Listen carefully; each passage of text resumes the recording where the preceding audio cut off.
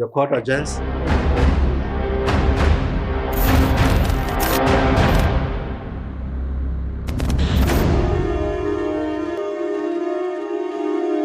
Of the classroom and not just only staying on the inside, I thought was highly interesting.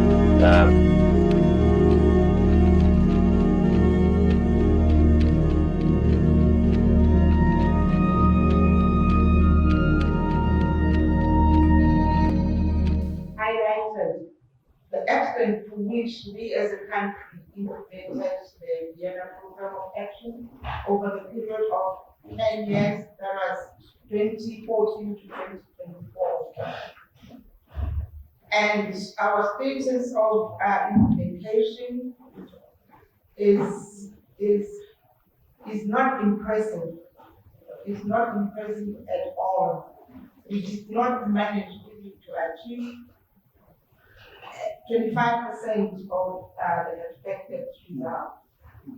The reasons were lack of financial capacity, our inability to mobilize resources as a country, and other issues relating to the pandemic that occurred during the implementation period of the Vienna Program of Action. The detailed report on the implementation of the Vienna Program of Action can be accessed on the UN website. I'll give the website during my presentation. So as I indicated, my class today is mostly on sensitization of stakeholders on the LLDC Program of Action. And my presentation will cover the background, the mandate of the LLDC, previous LLDC conference priorities, and the LLDC, the upcoming LLDC conference that's going to take place at Kigali in 2024.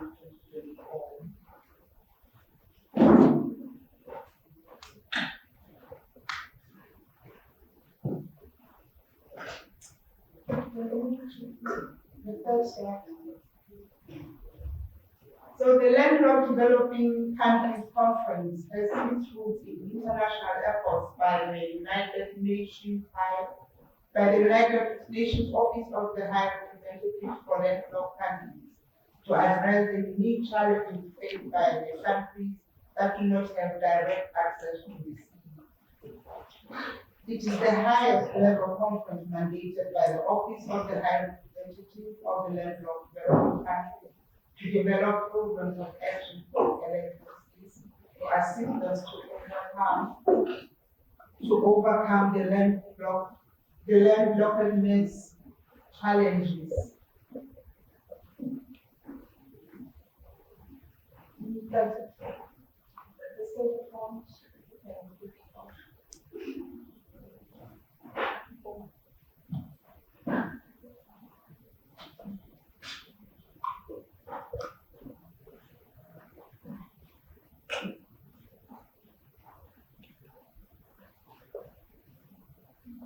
Sorry for this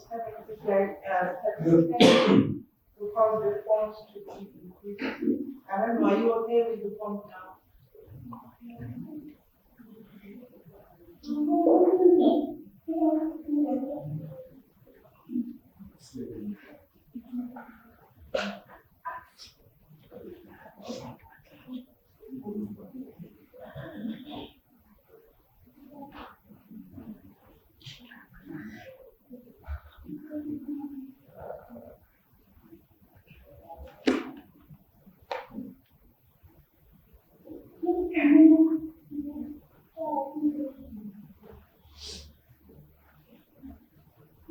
So,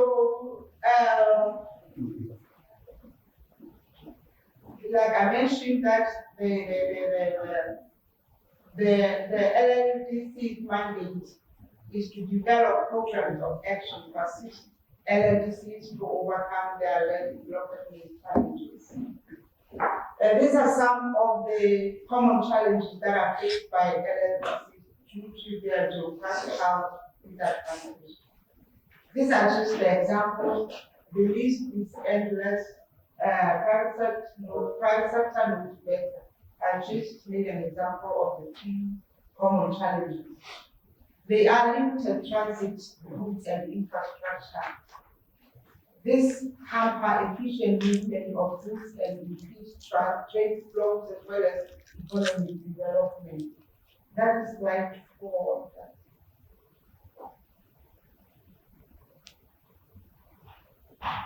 Yes. The other challenge is high transport costs.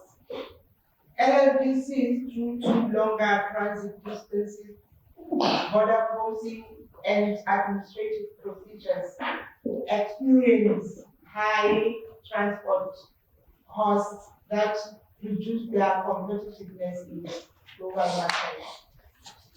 Dependency on neighboring countries. It also impacts on the effectiveness and efficiency of LLDCs in competing meaningfully in international trade. Trade facilitation and customs procedures. LLDCs usually encounter cumbersome customs procedures, a lot of paperwork and delays at border crossings, and this can hinder smooth flow of goods. This, like I said, are some of the common challenges faced by LLDCs due to their geographical status. The mandate I've already talked about it, but specifically the mandate for the LLDC conference is to develop and review implementation of programs of action for LLDCs that are aimed at overcoming their development challenges that limit their ability to participate in international trade compared to their counterparts that have access to the sea. The LLDC conference also formulates new frameworks for international support to address the special needs of landlocked developing countries. They also strengthen partnerships among landlocked developing countries, transit countries, and developing countries. Lesotho, as a member to the WTO LLDCs group, has been implementing the LLDC program of action since its inception in 2020.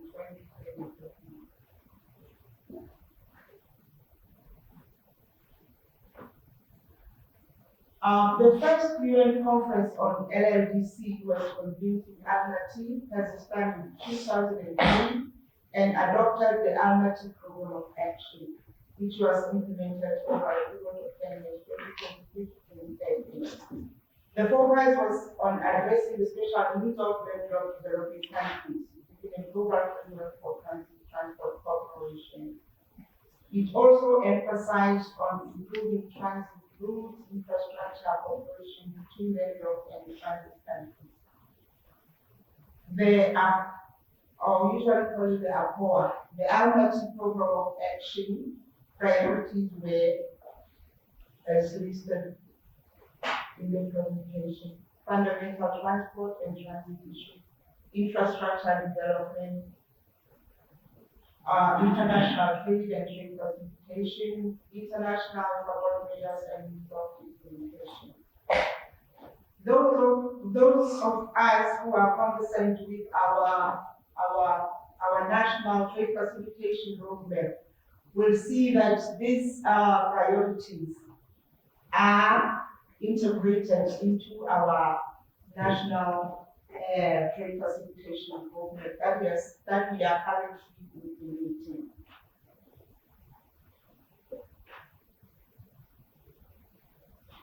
The second LLDC conference for developing countries was convened in Vienna, Austria in 2014 and adopted the Vienna Program of Action 2014-2024. The conference undertook a comprehensive appraisal on the implementation of the APOA and identified international, regional, and national trade and transit cooperation policies for implementation of the LLDCs.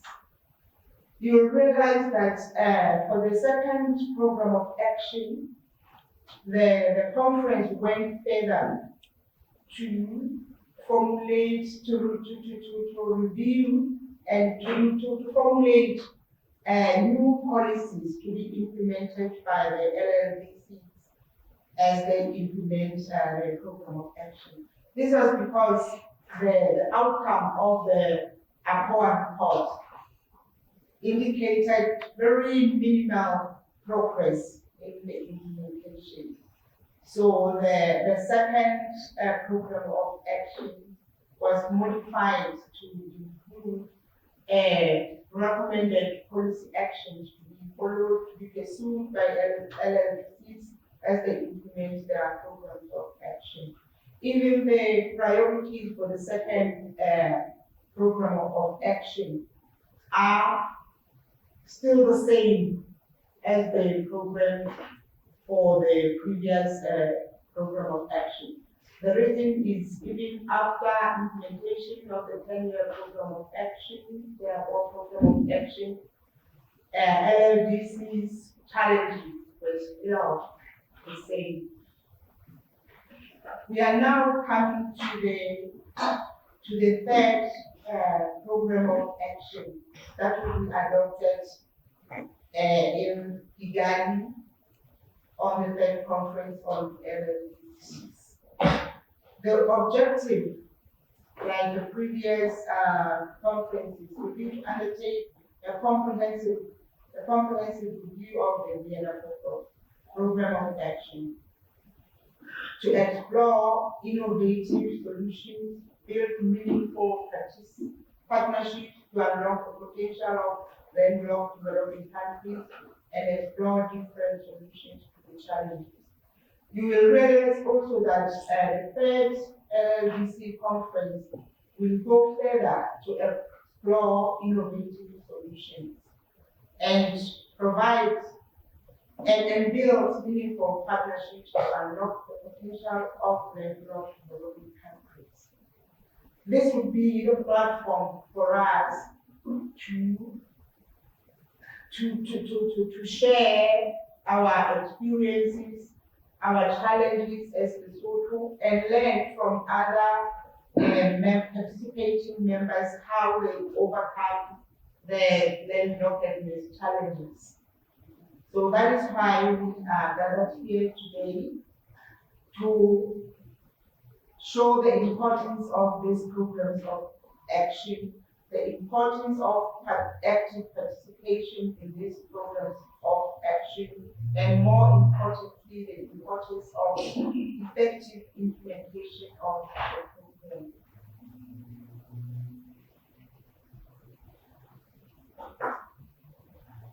So in preparation of the LLDC conference, a number of pre-activities were undertaken to inform the priorities for the new program of action. I think it's worth mentioning that although the LLDC has the mandate to come up with the program of action for LLDCs, but the priorities are set by the participating member states themselves. That would depend on the implementation of the previous programs and the imaging of new issues that may also be the challenges to the implementation. So the assessment of implementation of the BPOA was undertaken, and it highlighted that the same LLDC challenges still persist. The assessment of the cost of inland blocks and progress on the priority areas of the Vienna program of action was also undertaken. The conference on estimating the transport cost and trade cost of LLDCs was also undertaken. Issues of climate change and impacts on the LLDCs were also addressed. Scaling up of renewables in LLDCs were also discussed.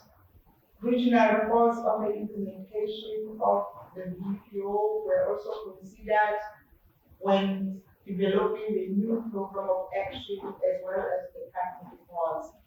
All these activities were undertaken to give direction to the new program of action. And we, as institute, provided input to all these activities that were undertaken. We participated in regional and sub-regional meetings where we were sharing experiences of our challenges, identifying our challenges that are peculiar to us as Lesotho, and they are all included in the new program of action. The detailed reports on these pre-activities can be accessed on the UN website that I said I'll provide information.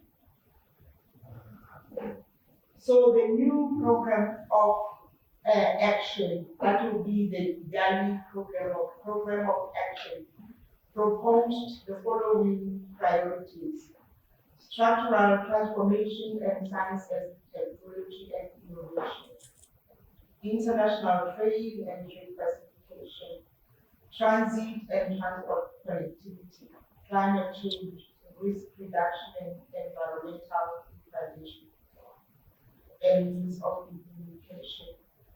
You will realize that there are, although there was still included in the previous program of action, there are other issues that are highlighted. They still appeared in the previous program of action, but they were part of the other priorities. Now, based on the regional reports and the country reports, we indicated that this should be the standalone priority so that they can be given the attention that they deserve.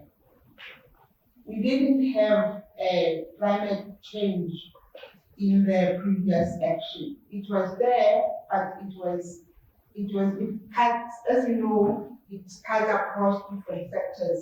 Then it was not given the necessary attention. But now it is identified as a priority and it will be given the attention that it deserves. The means of implementation also. This refers to our ability to mobilize the resources. Because these priorities, as they are presented here, it is the responsibility of each member state to mobilize resources for its implementation. The support does not come naturally. So we need to have clear strategies on how to mobilize resources for implementation of the program of action. We also have structural transformation, science and technology and innovation as a new priority. International trade and trade facilitation has been there. This is one of our major challenges, and it is still a priority even in our trade facilitation plan of action. So these are the priorities, the proposed priorities that are going to be adopted at the Kigali conference.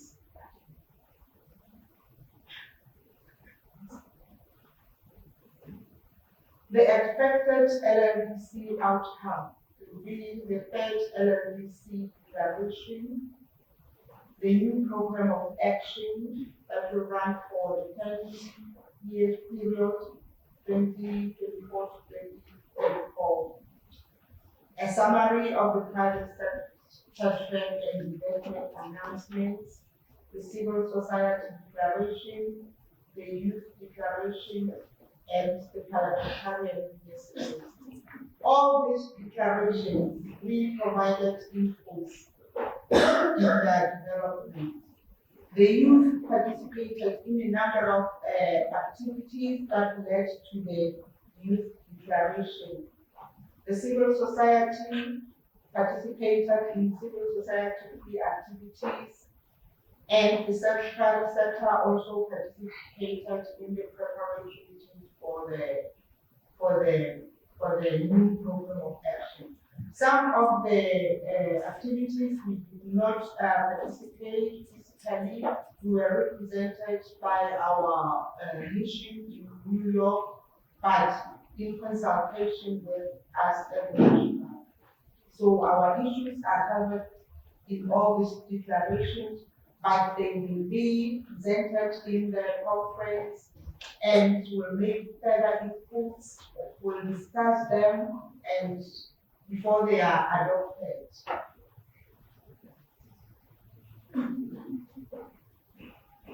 Now coming to the LLDC conference. There will be 6 plenary meetings on the general debate on the priority areas. So the same priority areas that have been identified have still been discussed. There will also be high-level thematic roundtables, and the topics for such roundtables will be based on the identified priorities. The private sector will have a special forum. They'll also be discussing the priorities, the proposed priorities from the private sector point of view. The civil society in the same manner will have a special forum where they'll also be discussing the priorities from the civil society point of view. There will also be the side events. The side events are not mandatory. Each country has to state whether it wants to hold the side event. But the side event is very important as it is where we will be presenting our own challenges. The challenges are common, but some are peculiar to the countries, to individual countries. So it will be important for us as a country to hold a side event and present our challenges. Also to seek partnerships with development partners in the implementation of the Biali program of action, and also seek resources, financial assistance from the donor countries that represent. We have not yet confirmed that we will take part in the side events because we have financial challenges.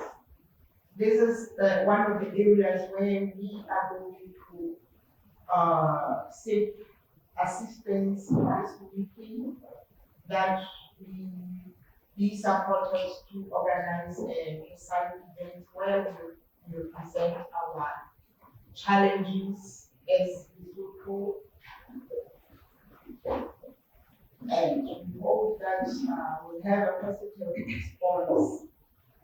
There will also be an exhibition and cultural displays.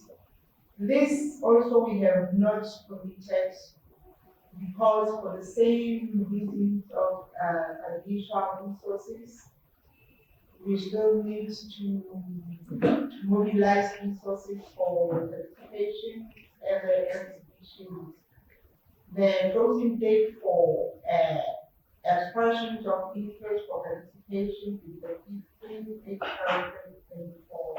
But we, however, want to participate in the exhibition as a way of showcasing our products as Lesotho. The details of the exhibition will be provided after the 15th when they expressed their interest in participation. There will also be events, particularly for the youth. This will be provided in details by the youth group representative who will make the presentation in this meeting today.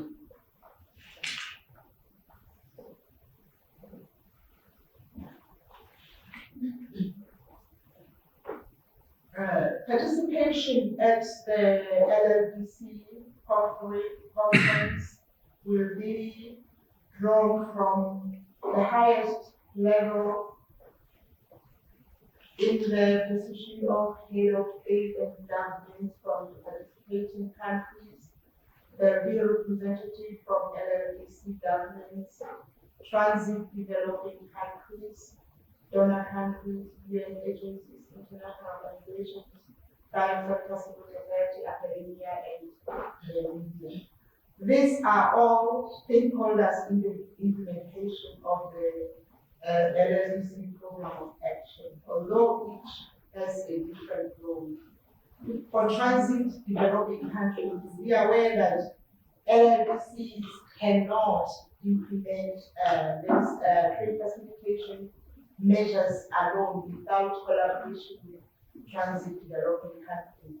So transit developing countries are part of these conferences, and they'll be renewing their commitment in collaborating with the LLDCs for effective implementation of the program of action.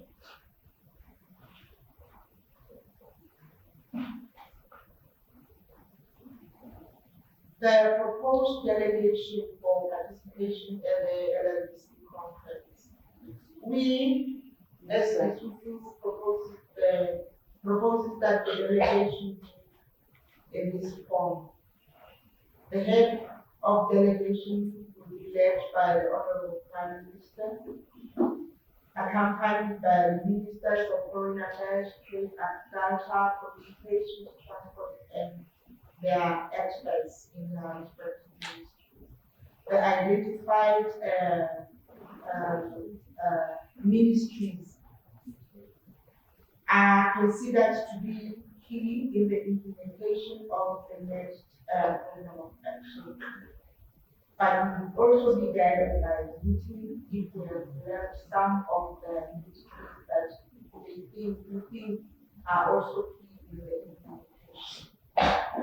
The member of parliament will also be part of the institute delegation. Private sector, which will be and women representative, the civil society, academia, and the media.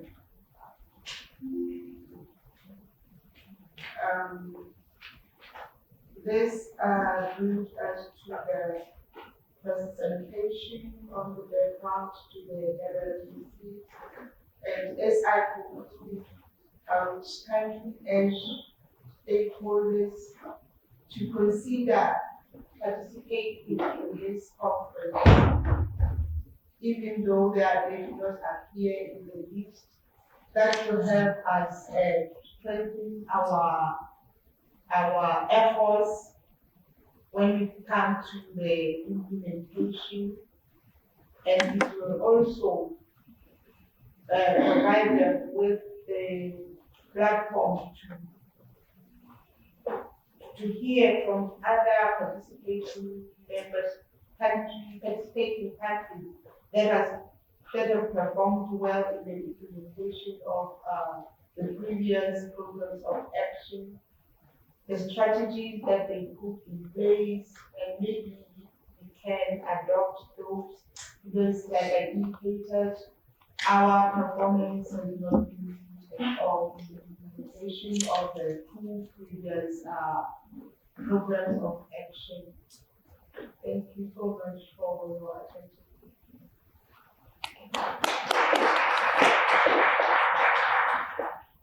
Thank you so much, Mayor Angie, for this elaborate information.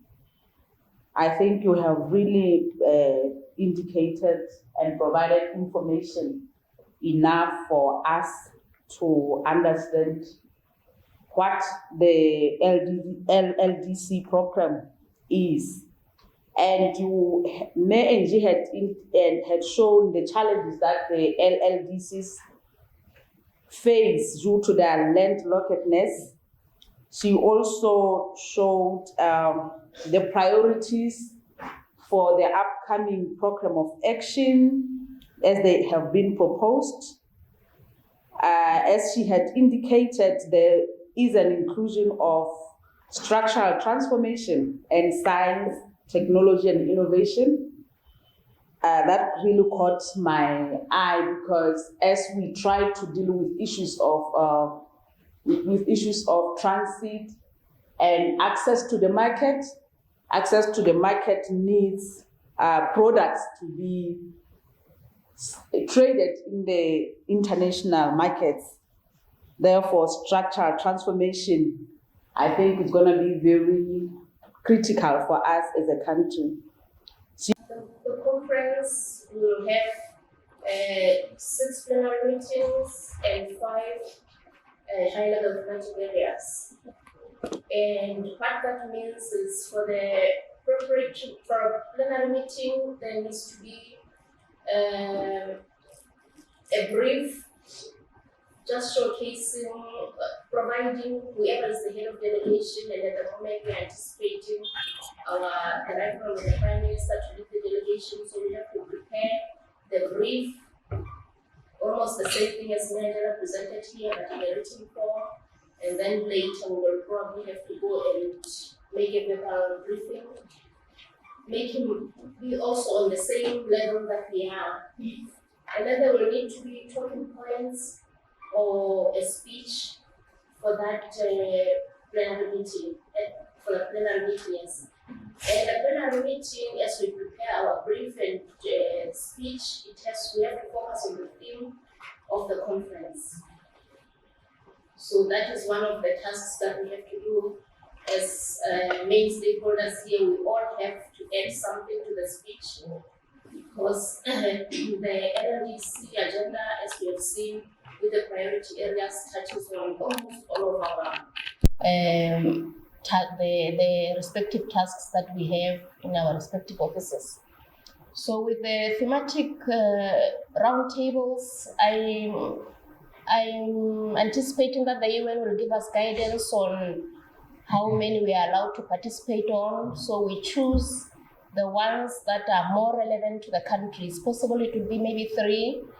So we will have to choose which 3 we want to participate on, and for that we will also have to prepare intervention points.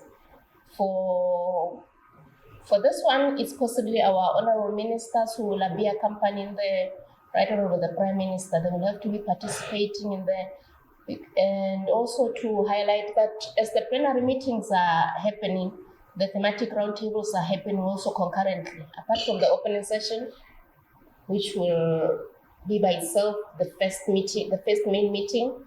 After that, we will have the plenary meetings happening concurrently with the roundtables. So we will have, the team will have to be divided into who participates where. But as a team, we will have to be preparing the interventions for our presenters. And Angela already touched on this. We will have the private sector forum on the sides of the main meeting. We will have the civil society forum, and then we will also have the parliamentary forum.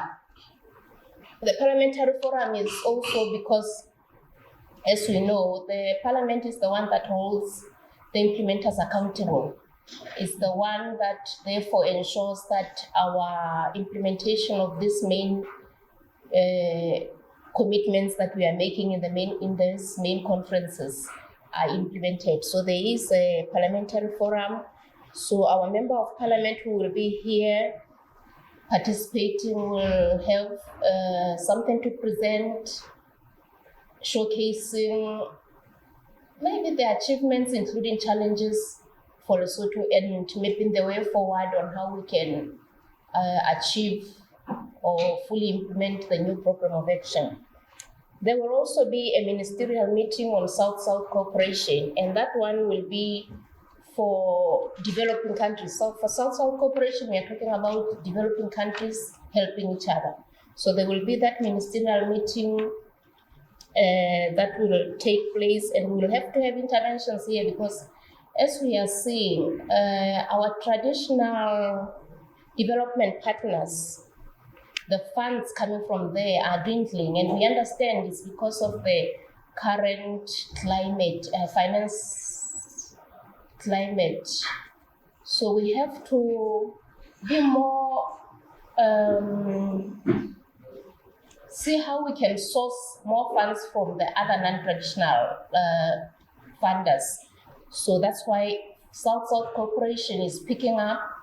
We can help each other. It doesn't necessarily have to be only on finances. It also could be technical assistance. We learn from each other. We share experiences. That is what South-South cooperation is. So there is that meeting also happening in the margins of the conference. And as Angela has already said, there's an opportunity for member states to host side events, and it will be very important for Lesotho to take advantage of that opportunity to have a side event, because in the side event, as she already said, that's where you really showcase where you are, where you want to be, what are the challenges that are preventing you from getting there.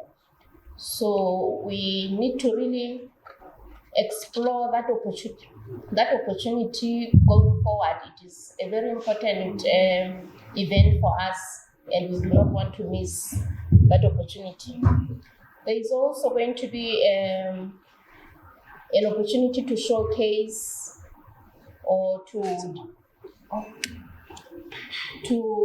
have exhibitions or cultural displays, and this is also one of those opportunities that really, as a landlocked developing country, we do not want to miss on. And I think particularly this time, because the conference is really not that far, so what we taking what we want to display or what we want to showcase is not as costly as when it's outside of the continent.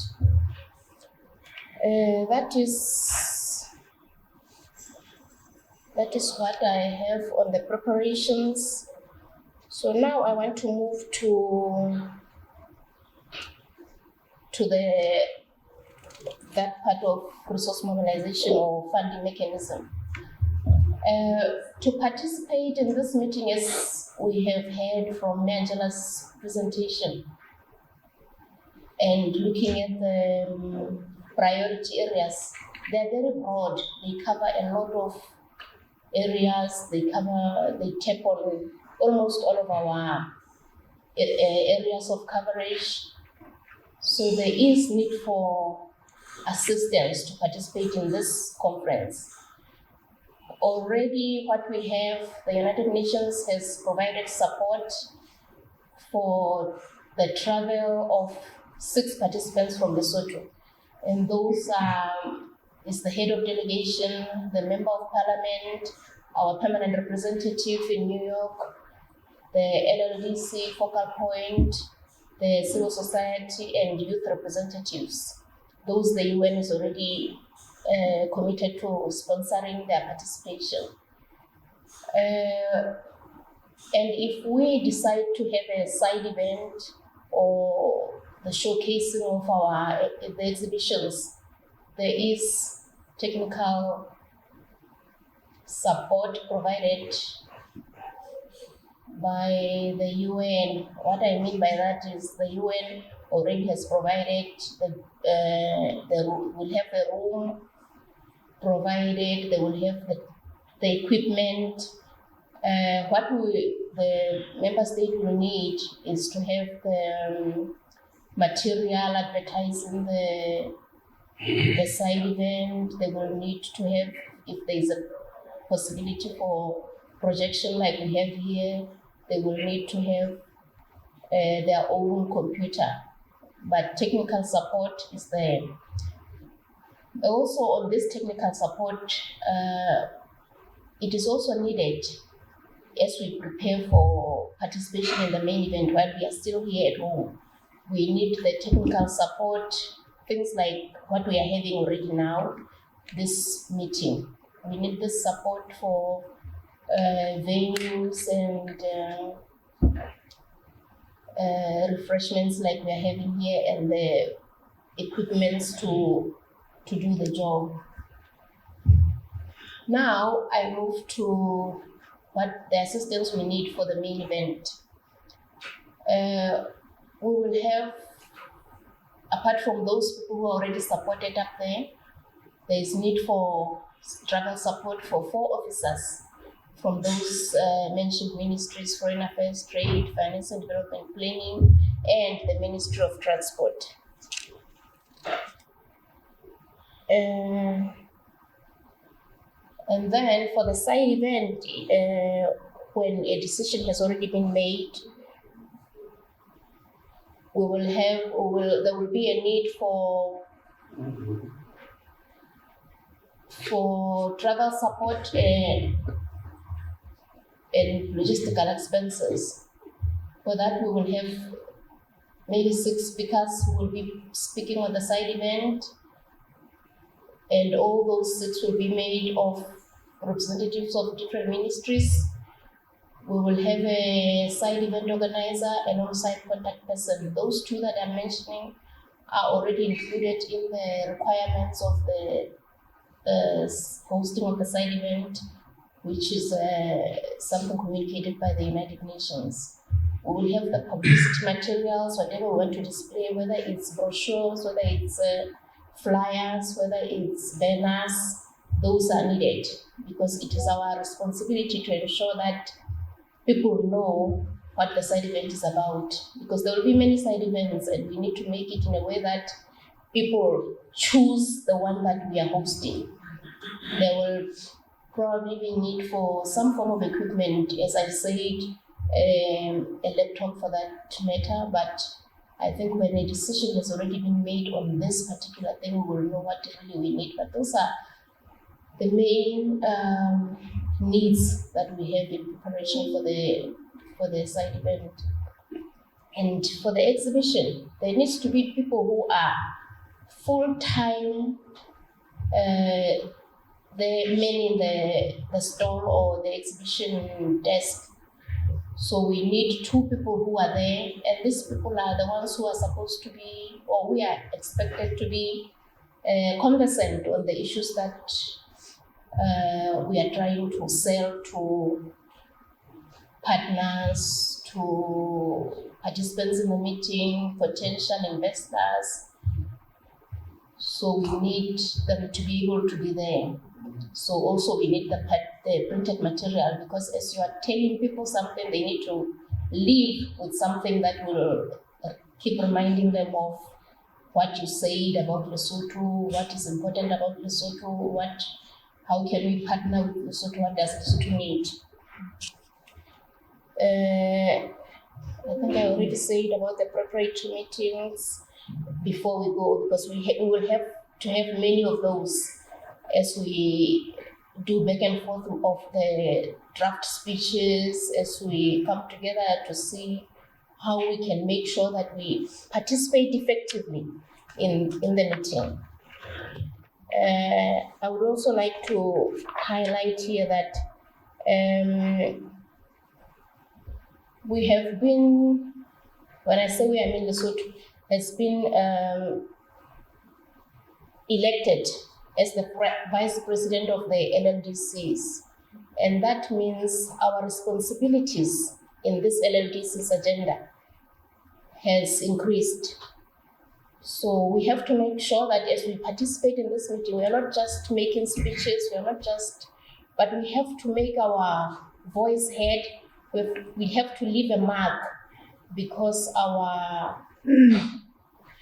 we are no longer just a member state. We are now a vice president. So we have to make sure that before the delegation leaves from here, we know what we want from the meeting, we know what we are going to sell to the meeting, and we know what we want to come back with. So we have to be aggressive in our participation. And by that, I mean also that apart from the participation in the meeting, we need also to see who we need to meet on the sidelines of the meeting to make sure that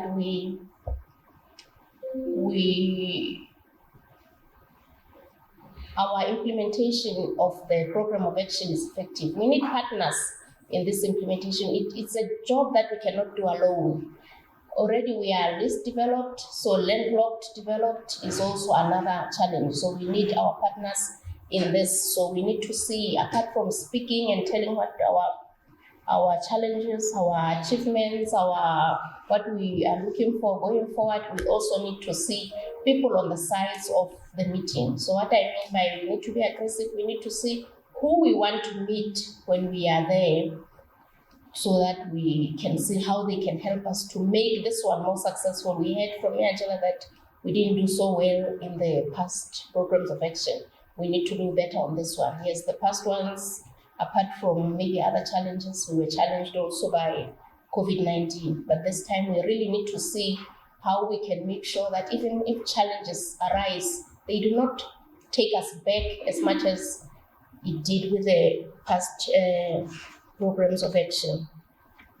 I think I am, for my presentation, I am done, but I wanted, before I get off the floor, to say, on this resource mobilization, there is a national task team for resource mobilization.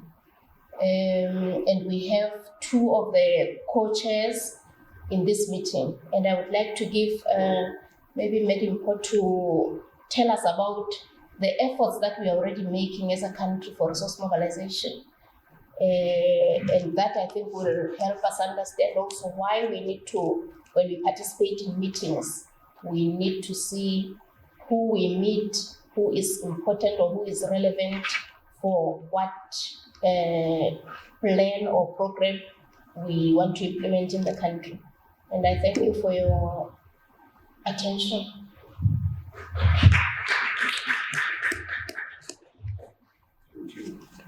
Thank you. Do you want to speak from front page or just get the mic?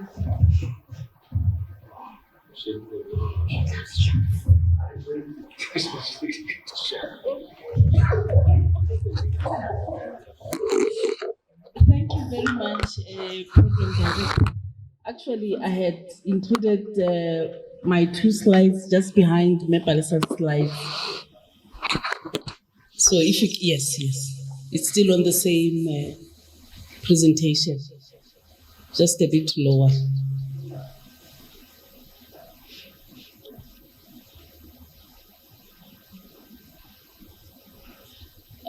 Thank you very much for the opportunity to also say something about this.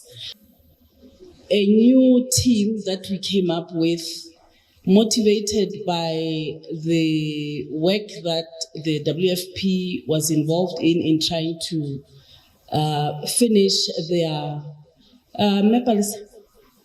Excuse me, I think there's a second presentation that I would want us to go to, not this one. Okay, there are 2 files in her stick.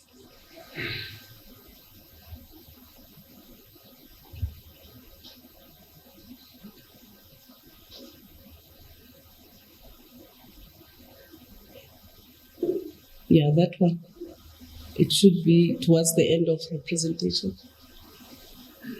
Yes. Thank you very much. WFP was in the middle of developing their country, the second generation country supports program, strategy. Yes. And for them to get more resources, they had to find ways of already starting to get resources even before they could go to the board, which is supposed to approve their strategy in June. Therefore, they approached, or we actually approached them, and we said, why don't we work together? Because the priorities that you are working towards achieving are the priorities of government. So that's how we started off. But since we started with WFP, we have expanded our mandate to also include all the other UN agencies so that we address the needs, the resource mobilization needs of all the pillars of the new UN cooperation framework 2024-2028. if you can go to the next one, those are the pillars. I won't go into them of the strategy, just go to the next one. What we do in the task team is that we mobilize resources from our traditional partners and also from our new partners. We look for new money. And how do we look for new money? We target meetings like the ones that we are going to, the summits, your conferences, or official and also state visits of the head of government and also the head of state. And we prepare ourselves even before we leave so that we know who is going to be attending those meetings, who do we target for what. And we have seen results. They are slow, but they are there. And on the results side, I would want to invite Ndate Tsekwa to share the work that we did while we were at COP28 in Dubai, because we are going to be reaping the results of that meeting. We had some side events, we had bilateral meetings. We didn't have a side event, but we had bilateral meetings where we got something for the country. So it's not just for the UN that we are mobilizing resources, but we are also mobilizing for government ministries. Everybody who has any concept or any project or program that would interest a donor, that's what we want to encourage all of us as we travel, because we can never be able to multiply ourselves enough if we don't take advantage of such meetings. There's that note at the end of the presentation that SM to GM, what it says, it's our motto: you have to spend money to get money. So we are saying to our partners, let's partner together, and with your experience, help us as we go to all these meetings, so that we partner from way back while we are still here at home. We attend the meetings together. You give us technical support, you give us financial support, so that we are able to get the necessary resources to meet the requirements, especially of the NSDP 2. Thank you very much. That was the long and short of my presentation. Thank you very much.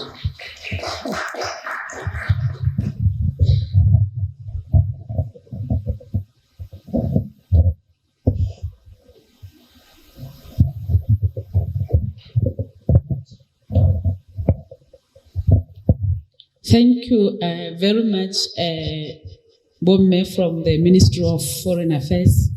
I think they have shared a lot of information that continues to shed light for us.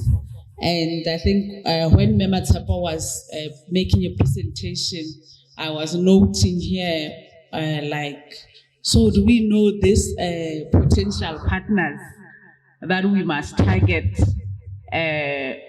when we go to this conference?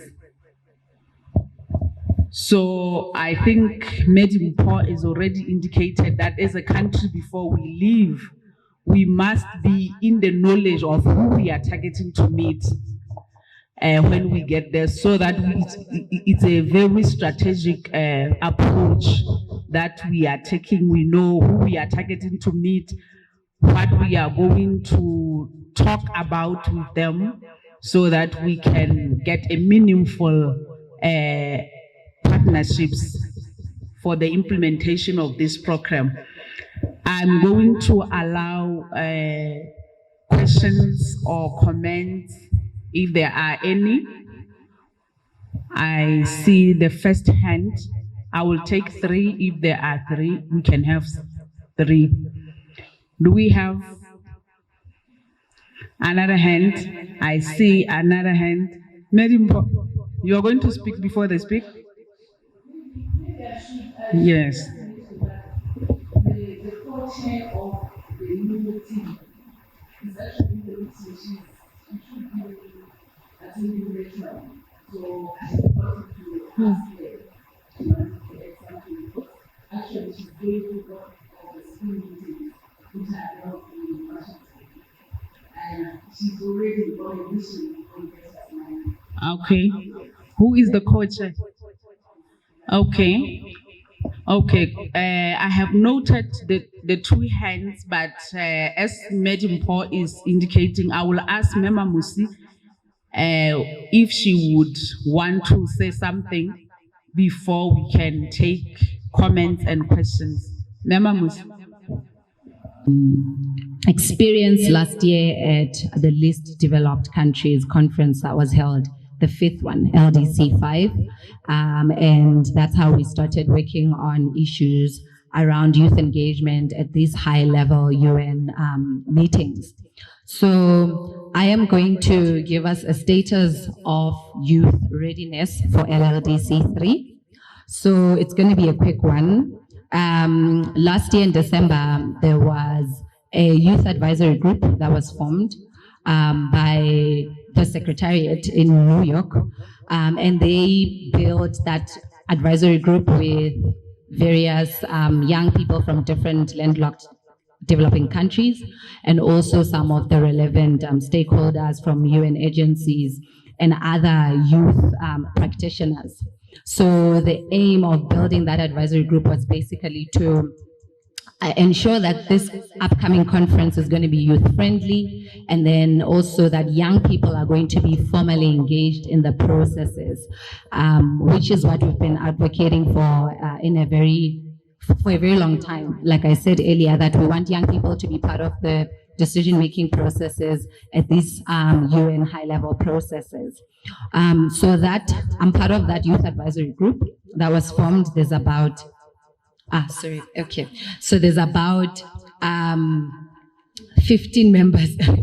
Sorry about that, in the group, and we've been deliberating ever since last year in December, trying to ensure that our participation in this conference is not only going to be any kind of participation, but it's going to be much more meaningful, which is something that young people always advocate for, meaningful youth engagement. And that's why we exist as a group, and that's what we're working towards. So earlier this year, there were some calls that were made that invited youth storytellers and youth entrepreneurs from all the landlocked, the 32 countries, to apply in order to participate in the conference. So we're yet to see the results on that, and I'm hoping and crossing fingers that there's some Lesotho young people that have been chosen in that group. So we're yet to see the results. We actually have a meeting later in the afternoon today with the youth advisory group in order to discuss such. But unfortunately, the deadlines for those have already passed. We had one for the 8th, and then we had one for the 22nd of March. We also had meetings with, one meeting actually with the UN coaches for LLDC 3, where we were basically sharing our aspirations as young people for this particular conference and what we're looking forward to, and also even post-conference engagements, how young people are going to be involved in the process, even of implementation, not just at the conference. So that's part of the activities that we've been doing. And then also there's been a draft of the Youth Declaration. As you saw on some of the presentations done by earlier presenters, that we want to have a Youth Declaration that's going to air our issues as young people. So the Youth Declaration has been drafted in line with the 5 priority areas that we've also been shown earlier. But we added other youth issues like youth unemployment, issues surrounding SRH, issues and even just general human rights issues that affect young people. So we're still in the process of drafting that. We have a 0 draft that already exists, and we've fleshed it out. We've had many consultations with other youth practitioners from some of the LLDC countries, and they helped us to come up with the zero draft that we have, highlighting some of the key issues that young people in the LLDCs face. So at this point, we're going to be finalizing the youth declaration, and we're going to start youth consultation processes. And I saw that there are a lot of young people in this room. Hopefully, you're going to be part of that process. We're going to start it soon. And we hope to do these consultations maybe this month or next month. So I will communicate all of these with the young people in the room, if they would be interested in participating, to answer a few questions about the issues that you're facing, your concerns, your aspirations, and what you'd like to see the youth declaration represent. So that document, that youth declaration, will be presented at the actual conference. So it's not yet done. We're still at a point where we have a zero draft, and then we're finalizing some parts of it. We fleshed it out, but we also want your voices to be heard as young people in that declaration, because then otherwise it wouldn't be representative of young people if your voices are not in it.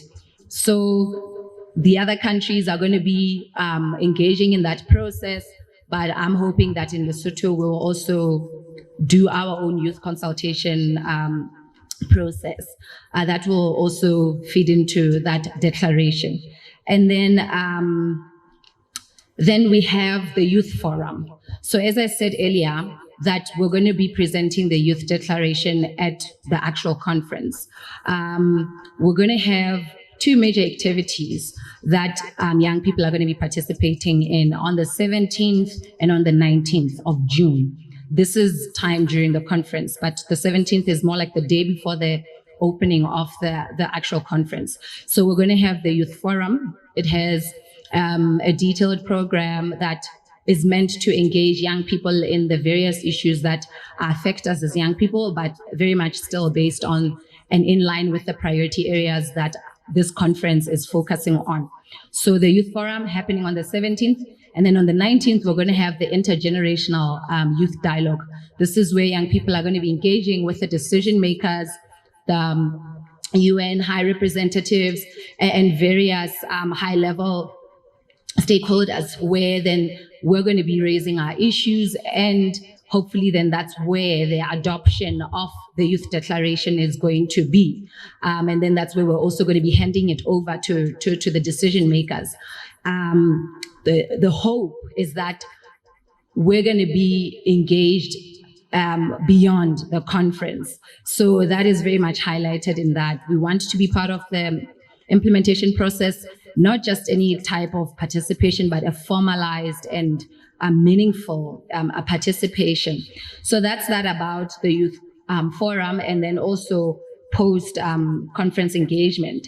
As I said, we realized that there are a few constraints regarding the funding of young people to participate. At the moment, we just have one young person who's been chosen from Lesotho, who's going to be participating, and they'll be part of the Lesotho, the national delegation.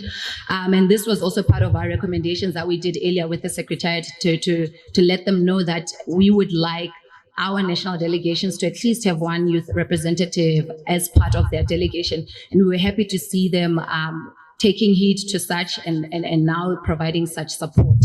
So I'm happy that something like that is happening. However, we still would love to have more young people participating, specifically the ones in the private sector or even from civil society, as those are the major tracks that have been identified for the conference. So that would then lead us into the resource mobilization. We would really love to get support for that if it's possible, to have more youth participants, specifically from Lesotho, and then if possible to identify them maybe from the entrepreneurship or private sector track, and then the other one from the civil society track. So hopefully we can get support for that. And then the other support that we're looking for is for the youth consultations. As I mentioned earlier, we're intending to have youth consultations to ensure that even the young people who are not going to be there present in Kigali are going to have their issues voiced and have are saying in the youth declaration and the issues that are going to be around the youth track. So we're hoping that maybe one of the UN agencies can support us in this process, or even private sector or even civil society. If there's any possibility for such support, we would love that. And then I will definitely communicate the dates on which we're intending to have this youth consultation process, just to assist with the logistics and especially for the venue, and to mobilize more young people, not just from Maseru, but even to see how young people from the other districts can also participate, to ensure that this process is as inclusive as possible. So that is it basically from us as young people. That's what we've been doing as the youth track, getting ready for and preparing for this particular conference. And then fortunately, as a young Masutu, I'm part of the youth advisory group, and I'm ensuring that all issues that concern us as Basotho youth are voiced in the processes that are happening. So with that said and done, I will hand over to Nema Sibohudi as the program director. Thank you. Thank you very much, Ausregeditswe. That was very clear from the youth. I think from the youth, I am getting points that formal and meaningful engagement of the youth is what they need, and it looks like it's becoming a reality. She also talked about post-conference implementation, because sometimes we gather here and just the planning to go to the conference, and then after conference, then what? So she said post-conference implementation is critical. And she also talked about the support that they need as youth. I don't know if, and also I think we should put our hands together that Lesotho is part of that advisory team of the youth as a country. So I don't know if we have any, I see Madam Paul, any other hands? Okay, while we are still digesting, okay, I also see another hand. Any third hand? Okay, we will take the two and we will see how we proceed.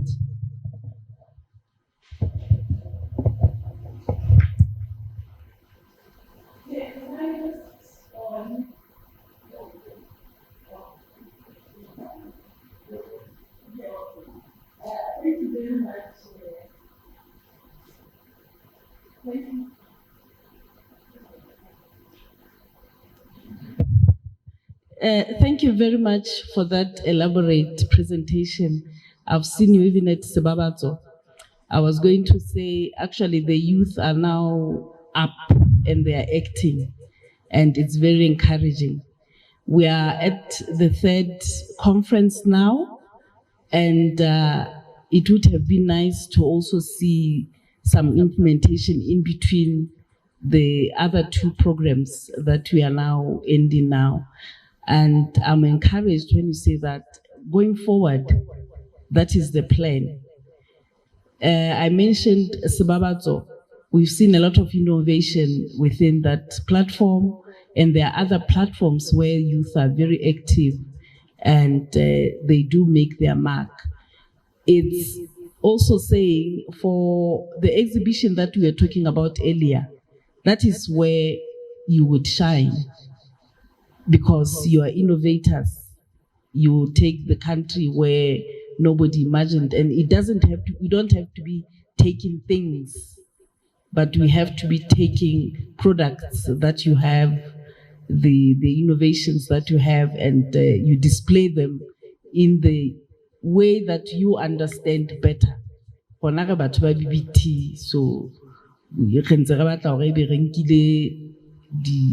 the basket and we incur costs for doing that. My concern is that June is here, it's around the corner. And from the presentations that we had even in the morning, from all of us, we've been saying retro. And for me, this is April, we have May, and then there's June. We are supposed to be already having some kind of a roadmap that is very, very much on point as to what we would want to gain out of our attendance in the meeting, and also the experiences that we want to share, they should also be made very clear. So I'm not just putting that question to you, but to the House, that maybe we have to speed up our activities so that we don't fall into the trap of Kitla. Again, there's at the end of the day, you find that at the last minute, somebody who was not in this room will be the one who's representing us. And they don't really know what we are about. So we have to guard against all that.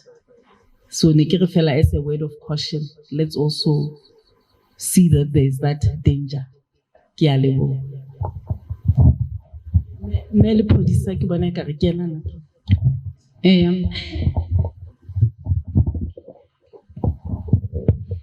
Okay, thank you very much, and good morning.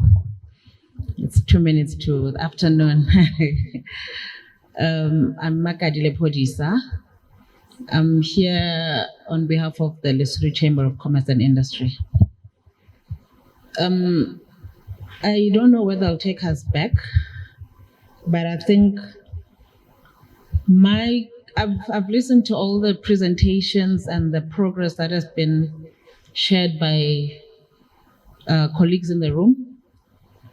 And I think for me, it's maybe because I haven't attended this kind of feedback sessions before.